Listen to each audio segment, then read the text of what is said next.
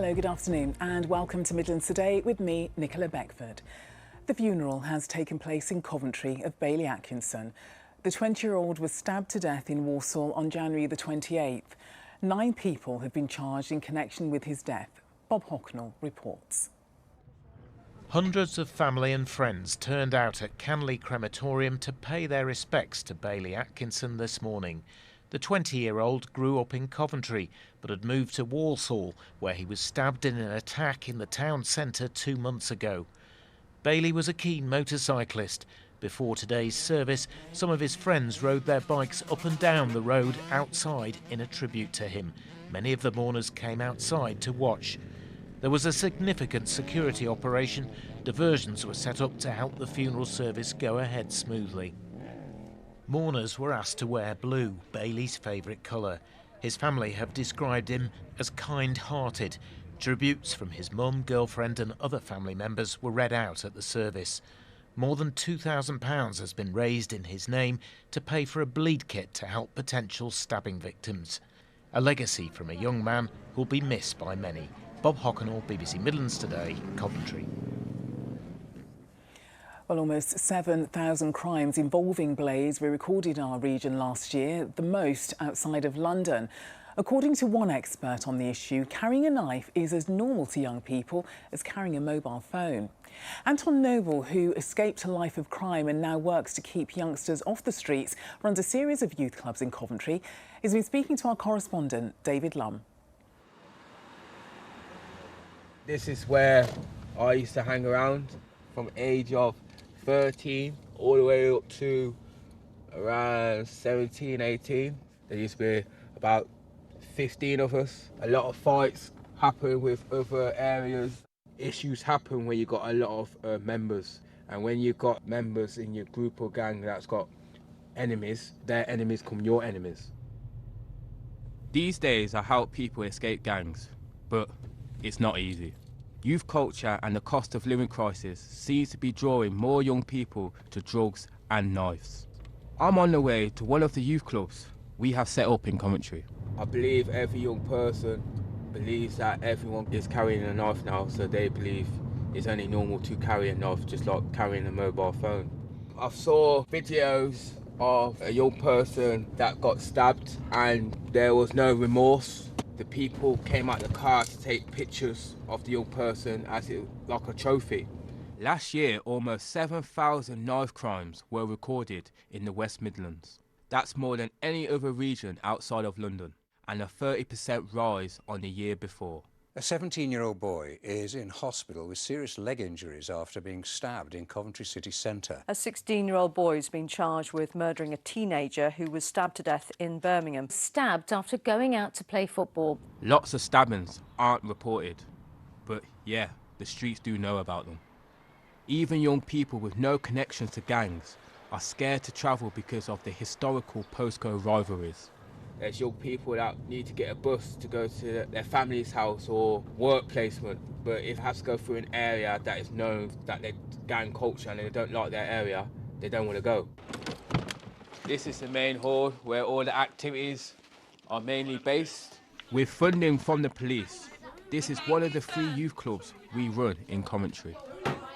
We need to stop promoting there's no way to escape gang culture. It doesn't matter what you are doing, where you are in life. Trust me, there is always a way out. And when you speak to the young people, it's easy to understand why our clubs are so important. Well, on Midlands Today at 6:30 this evening, we'll be hearing from some young children who live in neighbourhoods where knives are an everyday fact of life. Next this lunchtime, members of the Unite Union are being balloted on a pay offer which could bring the 5-day strike by National Express bus drivers to an end. Yesterday afternoon, the company increased its pay offer from 14.3% to 16.2%, a move which came too late to avoid today's industrial action. The ballot will continue tomorrow, though, but if Unite accepts the revised offer, buses could be running a reduced service on Sunday with a normal service from Monday. Now, experts at Coventry University are warning that river levels are being severely affected by ongoing dry weather. A lower level of rainfall has already seen a change to river levels, and there's concern a predicted run of dry weather for the coming months could make matters worse. Some rivers in England and Wales ran their lowest on record for February, the driest for 30 years. Now, the West Midlands is all set to welcome its first African-Caribbean High Sheriff in more than 1,000 years. Wade Lynn has been selected by the King and he'll be inaugurated next week at Birmingham Crown Court. Wade was awarded the CBE for services to the community and young people in 2013. Now, it's only 13 days until the start of the new county cricket season, with Gloucestershire hoping to bounce back into the first division of the county championships after being relegated last year. And for one player, a home game really does mean playing at home. Alistair Durden reports. A game at the Seat Unique Stadium really is a home fixture for Miles Hammond. Good morning. All good? For the last 6 years, he's lived here, overlooking the pitch. No excuse for being late, ever. Well, timekeeping's been an issue, so it's an easy commute, yeah. Have you ever hit a ball onto your own balcony? I haven't. I would love to say, like, these flats get peppered, but they really don't. Hammond waits and pulls. And Miles may be being a little modest. The 27-year-old has become a key part of Gloucestershire's batting in 1- and 4-day formats. Born in Cheltenham, it is now a decade since he made his debut. Coming in from a young age and like being around the dressing room back when sort of John Lewis and Steve Kirby and Hamish Marshall and stuff were there, it's like, yeah, it's special. We're not blessed with the amount of money and whatever that maybe other counties have, but it's really important that we grow our own. I think we've done that pretty well over the years. A big season from Miles would help Gloucestershire in their aim to win promotion after dropping out of the top division last year. I think we all know we can do it. We actually played some really good cricket, especially towards the end of the year.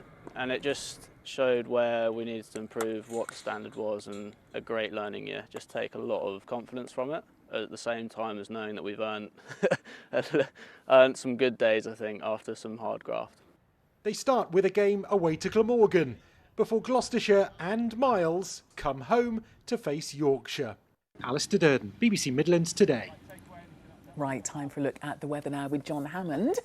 John, delighted to see you. And you too. What's it looking for today and the weekend? I've got something to show you first of all, which is this dramatic shot of the Aurora Borealis, which was taken by one of our weather watchers in Shropshire. And if you are lucky enough to take a few pictures of it, then do send them in, because we'll be showing a few more in the show this evening. But we've got dramatic skies of a different sort through today and indeed through tomorrow, with that mixture of sunshine and heavy downpours.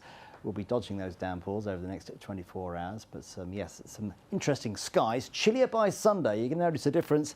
Could well be a touch of frost by Monday morning. Here are those downpours moving in from the west on a brisk old wind. There could be some thunder, there could be some lightning, there could be some hail, but there will be some sunshine in between. Still relatively mild despite that blustery wind. The showers will rumble on as we head into the evening before eventually some of them fade away, but some of them will not. Still the odd shower around into the early hours and still that quite brisk wind. So that means it won't be a desperately cold night, down to 7 or 8 degrees, so no frost tonight. Now tomorrow again, that mixture of sunshine and showers. Most of the showers across the north and the west, I fancy, but nobody immune from a downpour. Hopefully you'll see some brightness in between. One more mild day, but then that change to colder conditions on Sunday.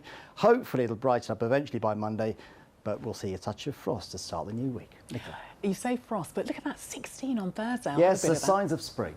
Indeed. Thanks, John. And that's all from us for now. Ben Godfrey will be here with Midlands Today at 6:30 right here on BBC One, so do join Ben if you can. But from everybody, have a great afternoon. Bye now.